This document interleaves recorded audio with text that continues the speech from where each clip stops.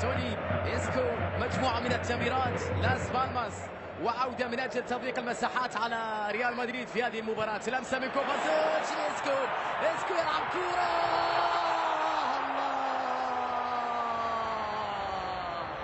الله الله يا ميرينجي، هدف أول لريال مدريد. يا سلام يا كوفازيتش، يا لها من تمريرة، يا لها من لمسة ساحرة يا كوفازيتش. والنجم إسكو يعود للمعان مرة أخرى في البرنابيو بعد أن كان له دور حاسم مهم في عودة الفريق ضد فياريال. شوفها من كوفازيتش، شوفها من كوفازيتش، طلب الكرة أيضا من جانب إسكو، تحرك وتمريرة وحالة انفرادية، ثم بعد ذلك أجمل نهاية، وريال مدريد يتقدم في النتيجة في وقت مبكر من هذه المباراة بعد لمسة وانفراد من جانب إسكو وهدف أول في هذه المباراة. أهداف البدلاء يصنع كوفازيتش، يسجل إسكو، ريال مدريد بخير حتى على مستوى دكة البدلاء. شوف اللاعبين اللي ياخذ الدور الأساسي وأقبل بعد ذلك أهداف أخرى لا تملكون نفس الإمكانية. هذه خطيرة داخل منطقة،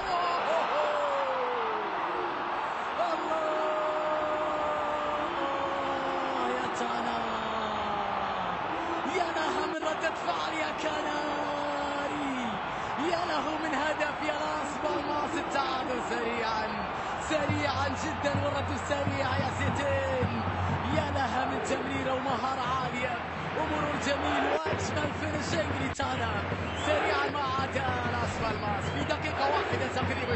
شوف العمل الجماعي، شوف العمل الجماعي. نعم نعلم انكم ريال مدريد، لكن نحن نريد ان نقدم انفسنا في البرنابيو.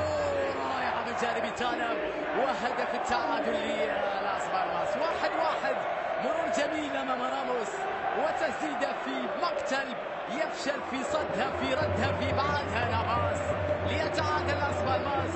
يؤكد ان عنده شيء يقدم اليوم في برنابيو. من يسجل مثل هذه الاهداف لابد ان يكون عندهم شيء يقدمونه في برنابيو اليوم. 1-1، مباراة تبدا قوية هذا اليوم. انتشار اللون الاصفر في برنابيو. كرة لروكي مرة اخرى، بينيا خيسي يحاول مرة امام ناشو، يلعبها بينيا لبواتينج، وراموس يتدخل على مرتين وبعد ذلك ركلة جزاء للاس بالماس. لمسة يد على راموس الذي ظهر ان الكرة في وجهه، تألم منها ولكن ربما كانت محاولة للتحايل. انذار على راموس، انذار على القائد سيرخ، والإعادة ستوضح.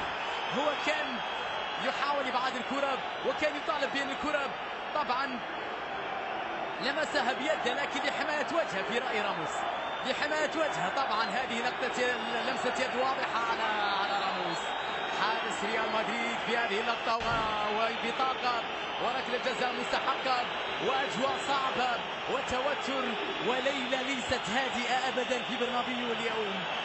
الكرة لمصلحة بالماس بعد حالة الضرب لريال مدريد. جوناثان فييرا يريد تعميق الجراح على الريال في هذه المباراة.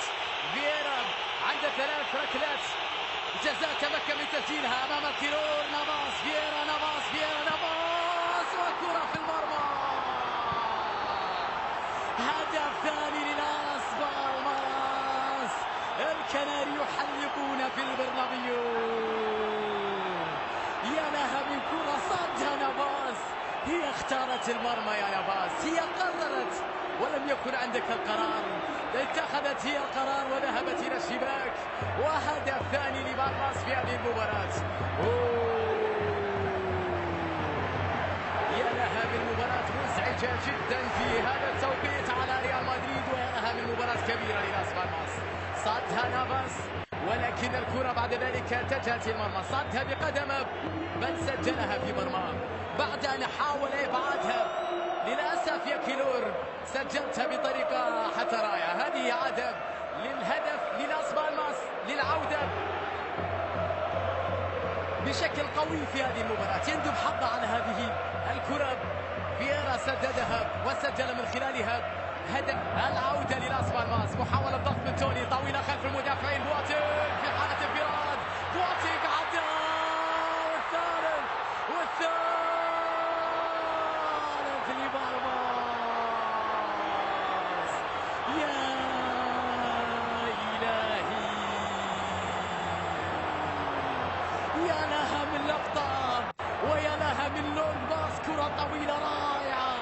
ويا لها من نهاية يا بواتينج، خبرة الأيام الكبيرة يا بواتينج، يا لها من كرة. هدف ثالث للاس بالماس. من كان ينتظر هذا السيناريو؟ أسألكم أجيبوني، من كان ينتظر هذا السيناريو اليوم في البرنابيو؟ شوف اللمسة الطويلة لم يكن فيها تسلل، بواتينج طلب الكرة، نافاس حاول إنقاذ ريال مدريد ولكنه فشل في ذلك للمرة الثانية. الكرة في شباكه ولاس بالماس يحلق في برنابيو مرة أخرى، يسجل هدفا ثالثا بعد تمريرة رائعة من مسافة بعيدة وهدف لبواتينج. 3 أهداف لاس بالماس، ريال مدريد هدف. حالة الطرد لجارث بيل غيرت كل شيء في هذه المباراة. بواتينج سعيد بهذا الهدف في مرمى ريال مدريد وبالتقدم مرة أخرى ولكنها تصطدم في الدفاع وتحولت لياليلوفيتش مع راموس، ابعادها مرة أخرى. دقائق عصيبة في البرنابيو. خيسي في المرتدة خيسي 1-2-1 يحاول خيسي المرور، ينتظر مساندة خيسي داخل المنطقة يلعبها ولكنها لكيلور نافاس خطيرة جدا من جانب خيسي في اللقطة الماضية، وتعود لمصلحة ريال مدريد بكرة بينية خطيرة يا رونالدو. كريستيانو عنده مساحة، كريستيانو محاولة داخل المنطقة بكرة عرضية صدمت وبعد ذلك إلى حارس المرمى. مطالبة بوجود لمسة يد.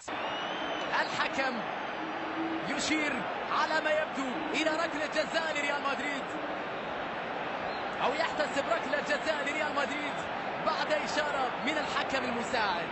5 دقائق باقية من أجل تجاوز هذه المباراة الصعبة المعقدة في برنابيو.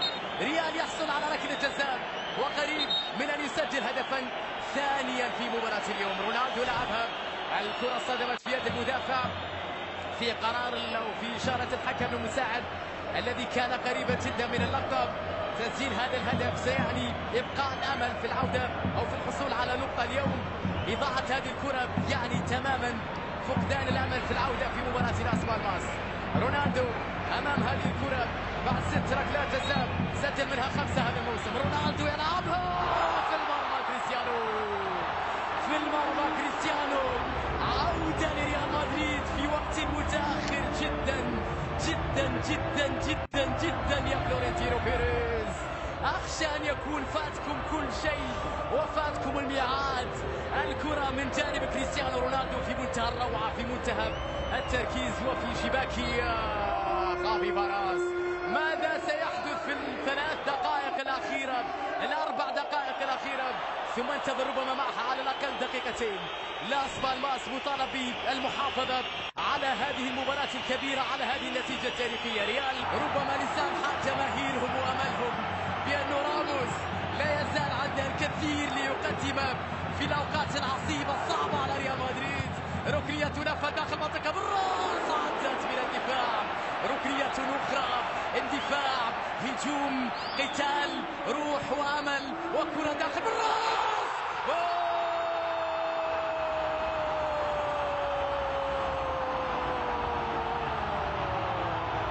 والتعادل يا ميرينجي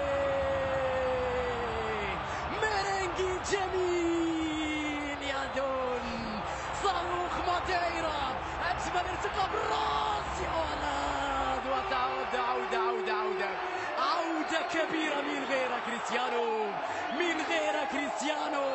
بعد معاناة في الأوقات العصيبة يظهر معادن الرجال وأصحاب القدرات العالية وراسية عالية وشباك وهدف وانتفاضة وعودة ريال مدريد من بعيد.